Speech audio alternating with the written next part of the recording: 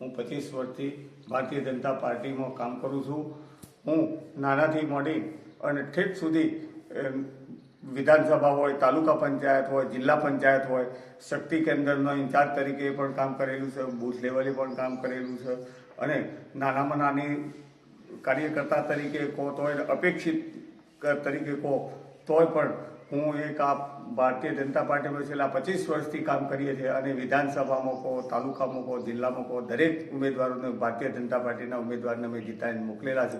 અમે કોઈ અપેક્ષા રાખતા નથી, પણ આ એક મુદ્દો કાલ સોદનો એવો બન્યો છે કે ભાઈ કોંગ્રેસમાં જે માણસ હતો એ મને ભાજપમાં આવ્યા છે અને એમને ટિકિટ આપવામાં આવી છે.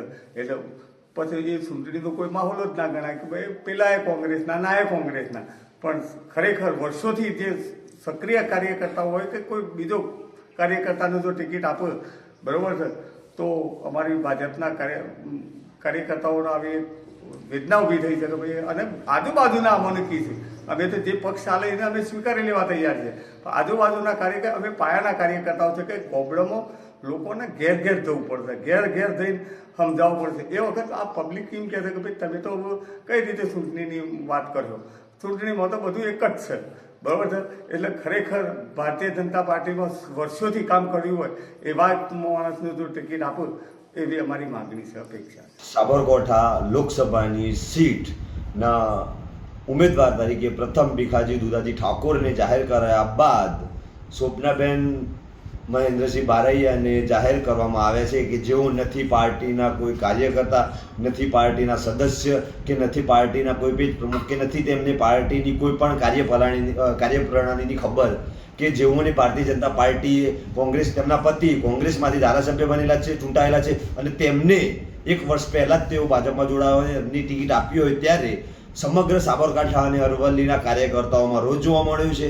અને સમગ્ર કાર્યકર્તાઓને એવું કહેવું છે કે આમના કરતાં જે પહેલા ઉમેદવાર તરીકે ભીખાજી દુધાજી ઠાકોરને જાહેર કરવામાં આવેલા, તેઓ છેલ્લા 27 વર્ષથી જિલ્લા સંગઠનની અંદર કામ કરી રહ્યા છે, તેવા ઉમેદવારને ટિકિટ જાહેર કરી તેઓ જંગી લીડથી જીતી શકે એવા હતા, તો પણ પાર્ટીએ શોભનાબેન બારૈયાને જાહેર કર્યા છે. હું ભાજપનો સક્રિય કાર્યકર્તા. અત્યારે લોકસભાની ચૂંટણી ચાલી રહી છે, લોકસભાની ચૂંટણી આવી રહી છે, ત્યારે પોચ લોકસભા સાબરકાંઠા અરવલ્લીની ચૂંટણી પણ હોય, એમાં પહેલાં ભીખાજી ઠાકોરને સાબરકાંઠા પોચ લોકસભાના ઉમેદવાર તરીકે જાહેર કરેલ. 7-8 દિવસથી લગભગ પ્રચાર પ્રસાર પણ ભીખાજી દ્વારા શરૂ કરી દેવામાં આવેલ હતો, પણ એવા કોઈક બનાવ બન્યા એમાં ભીખાજી ઠાકોરને સાઇડલાઇન કરવામાં આવ્યા અને એમની જગ્યાએ જે શોભનાબેન બારૈયાને જે ઉમેદવાર બનાવવામાં આવ્યા છે તે પહેલાં કોઈ પાર્ટીના સક્રિય કાર્યકર્તા પણ નહોતા, પાર્ટીના અંદર એમનું કોઈ જગ્યાએ નામ પણ નહોતું. અત્યારે એમના પતિનું પણ ખુદનું ફેસબુક એકાઉન્ટ બી કોંગ્રેસના નામે બોલે છે અને તેઓ પેજ સમિતિ જે પાયાના કાર્યકર એવું કોઈ જગ્યાએ એમનું કોઈ ભાજપમાં નામ જ નથી. તે છતાં પણ એમને પાર્ટીએ કઈ રીતે આ પગલું લઈને 5 લોકસભા સાબરકાંઠાના ઉમેદવાર બનાવ્યા છે એ મને ખરેખર ખ્યાલ નહીં આના વિશે આવતો. અને આમાં ખરેખર આગળના કેન્દ્રીય નેતૃત્વએ ખરેખર વિચાર કરવા જેવી બાબત છે કે ભીખાજી દુધાજી લગભગ મારા ખ્યાલથી હું નાનો હતો ત્યારથી લગભગ 1997ની સાલથી લગભગ મારા ખ્યાલથી 1997ની સાલથી એક પાયાના કાર્યકર, એક જમીની કાર્યકર્તા ભાજપના, અને ભાજપના એક અડીખમ નેતા તરીકે એમને પોતાનું જિલ્લાની અંદર, સંગઠનની અંદર કામ કરેલ છે અને પાર્ટીએ એમના વિશે પણ સારો એવો વિચાર લીધો હતો, પણ એવો કયું સંજોગોના કારણે પાર્ટીએ ભીખાજી દુધાજીને બદલવા પડે એ ખબર નહીં પડતી. હું દુઃખ સાથે વાત કરું છું કે રાતોરાત ભાજપને આ આયાતી ઉમેદવાર ઊભો કર્યો. હવે આ ભાજપને આવી કઈ મજબૂરી આવી પડી કે જેને તાલુકામાં, જિલ્લામાં, રાજ્યમાં સીધું દિલ્હીની ગાદી પર બેહારવા માટે આ ઉમેદવારને ટિકિટ આપી દીધી. આવી હતી કઈ મજબૂરી? અરે ભાજપને બેઠું કરવા માટે અમે ગોધીનગરમાં જઈને ગોળીઓ ખાધેલી છે, અમે ઉભા ખેતરે દોડ્યા છીએ, થોરોની વારે કૂદેલા છીએ, અને ખેડૂતો ઉપર ગાડીઓ દોરાયેલી, ઘોડા દોરાયેલા, કોંગ્રેસને ભાજપને બેઠું કરવા માટે આટલો તમે માર બેઠો છો, છતાં ભાજપ પટેલો તો ભૂલી જાય. આવી કઈ મજબૂરી છે કે આયાતી ઉમેદવારને રાતોરાત ટિકિટ આપી દીધી? અરે અમે એવું નથી કહેતા, પણ બીજા કાલે કોંગ્રેસમાં જે હોય ને આજે ટિકિટ આપી દેવી, આ કયો માહોલ કહેવાય? ઘણા જૂના કાર્યકરો છું ભાજપના, અને અમે ભાજપના માટે તો રાજદંડ એક કરીએ છીએ, નિસ્વાર્થ ભાવે ઘરના પૈસા વાપરી. અમે તો કદી ચાની અપેક્ષા નહીં રાખતા. તો આ કઈ મજબૂરી ભાજપને, અને મેવડી મંડળને આ કઈ મજબૂરી તે આયાતી ઉમેદવારોને ટિકિટ આપેલી? અરે આપણે ઘણા કાર્યકરો છું બીજા વર્ષોથી ગહાઈ ગયેલા, અમને ટિકિટ આપી હોય તો અમને પણ પાછળ કાર્યકર્તા તરીકે કામ કરવાનો ઉત્સાહ.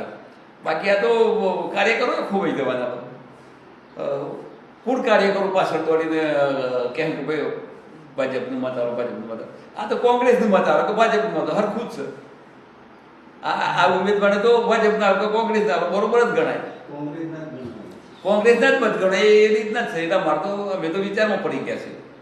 પણ હજી સમય છે ભાજપ પાસે, જો આ સુધારેલી તો હારામાં સારું છે, ને કે આના માટે તો ભયંકર પરિણામ ભોગવવાનો વારો આવે. સાબરકાંઠા જિલ્લાના સમગ્ર ભારતીય જનતા પાર્ટીના સક્રિય કાર્યકર્તાઓને મારું એક નમ્ર નિવેદન કે આપણા જિલ્લામાં લોકસભાના ઉમેદવાર માટે આપણે ઊંટ કાઢવાની વાત કરતા હતા, પણ બકરું કાઢતા ઊંટ પેઠું.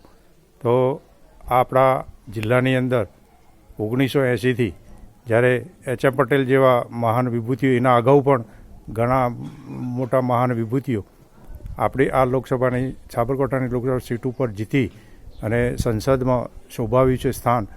તેઓ અત્યારે ભારતીય જનતા પાર્ટીના જે અગ્રગણીઓ છે, આપણા મોવડી મંડળ છે, એઓને મારું નમ્ર નિવેદન કે આ જિલ્લાના સીટ ઉપરથી વર્ષો જૂના કાર્યકર્તાઓ જે ભારે જહેમતથી પાર્ટીને જે આગળ લાવે છે, 1995 પછી અને 1995 પહેલાં પણ ઘણા બધા કાર્યકર્તાઓ ભારતીય જનતા પાર્ટીમાં મહેનત કરેલી છે અને ઈમાનદારીપૂર્વક કામો કરેલા જ છે.